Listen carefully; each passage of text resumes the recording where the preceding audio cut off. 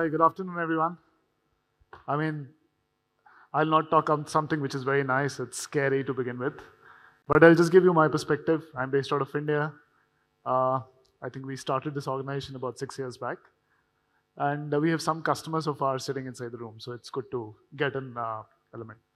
So the topic, what I would do is building trust and transparency in the whole digital ecosystem. I mean, we spoke about reach, we spoke about number of consumers, we spoke about context, we spoke about AR. I mean, we spoke a lot of things. But then how as advertisers, how as publishers, how as an ecosystem, how do we build trust and transparency in the digital ecosystem? Everything is growing, everything is impacting the way the key USPs are coming up.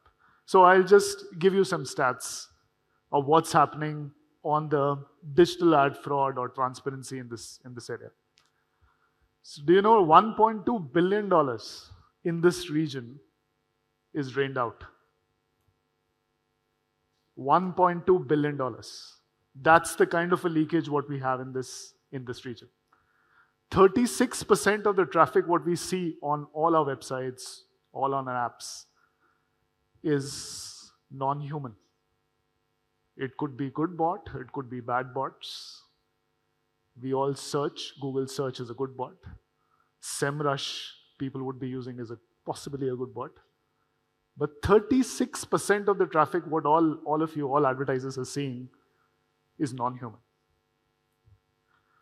Then once is an ad fraud, second is a bot element. Third area is the whole brand safety as an element.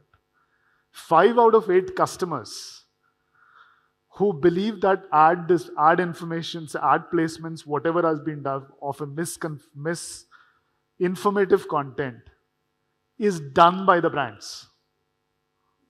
Imagine as a consumer, I would say, okay, this something happened, a phishing happened, a wrong link came in, impersonation happened, I saw something which shouldn't have been seen.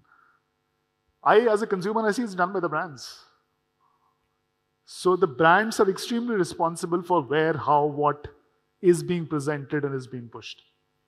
So I mean, that's quite a lot of thinking which is required from these elements.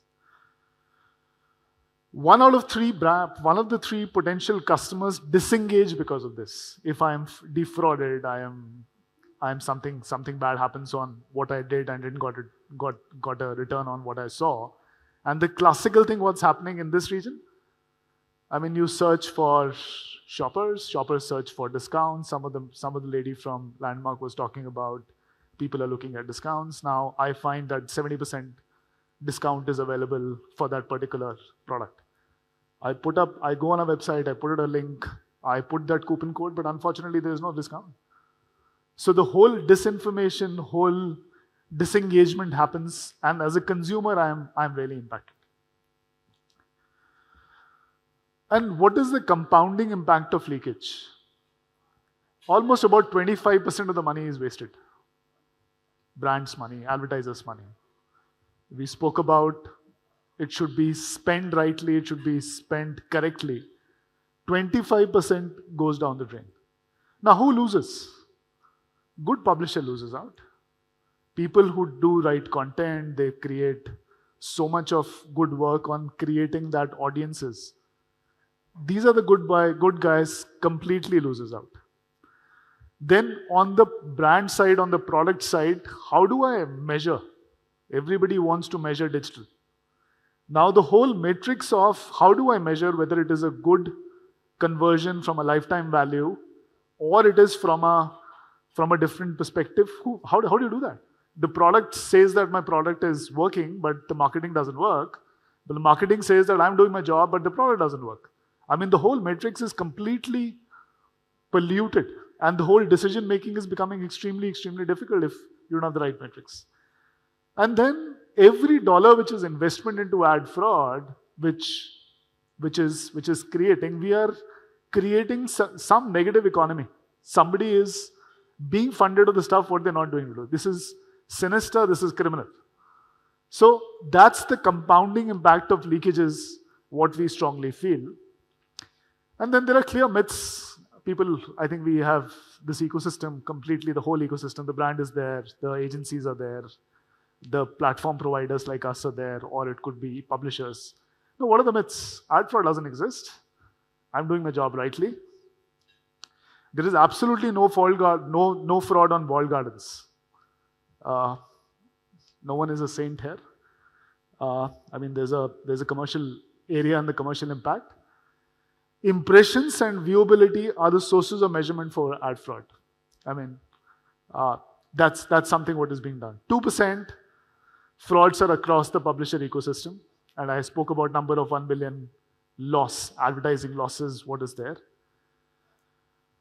Globalization versus regionalization. I mean, the context, the brand safety elements. There has to be a regional element of measurement both from a brand safety and a measurement standpoint. Another thing, brand safety has nothing to do with ROI.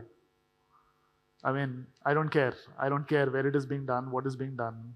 I mean, I want down the funnel matrix if there are performance advertisers, or if there are brand advertisers, they say we do on right channels, we have the right agencies, we have the right networks, everything is working fine. But things doesn't work. And brand safety is not my cup of tea. That's something, why do I care? But who is the custodian? The brand is a custodian. Who is his preferred partners? The agencies is their preferred partners. You would have, said about who loses out. The good publishers lose out. I mean, and the fourth, the most important for all, whoever we are working with, is the end consumer. If as a consumer, I don't have trust on the brand, whoever I am transacting on, and I don't get a clean feed, clean ecosystem, would I really want to work with that particular brand? So the whole ecosystem needs to come together and solve this problem. In terms of emerging trends for this region, and I have these 4 key bullets in terms of what I feel or what we as an organization feel. Ad spends, drainage on the walled gardens is bound to increase. There would be more conscious effort by advertisers to look at stuff what they felt was clean or what was it safe. And the whole walled garden ecosystem needs to be measured and controlled. And we have seen 10 to 25% of leakages, depending upon what kind of a media mix you're using on these walled gardens, is something what will happen. There would be more focus on performance campaigns. There is a lot of pressure because of, I think the COVID has created a different vertical. Direct to consumer brands, CPG brands moving into D2C, looking at down the funnel, not only upper funnel. So all those elements will have quite a lot of focus on performance, conversions, CLV. Some of the speakers were talking about the customer life value. Then third, efficiency and shift in metrics. Your outcome-based KPIs.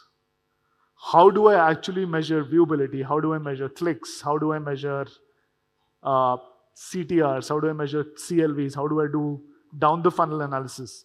All those aspects form a right product elements is something what people will be more interested in. And the fourth, brand safety will come into spotlight.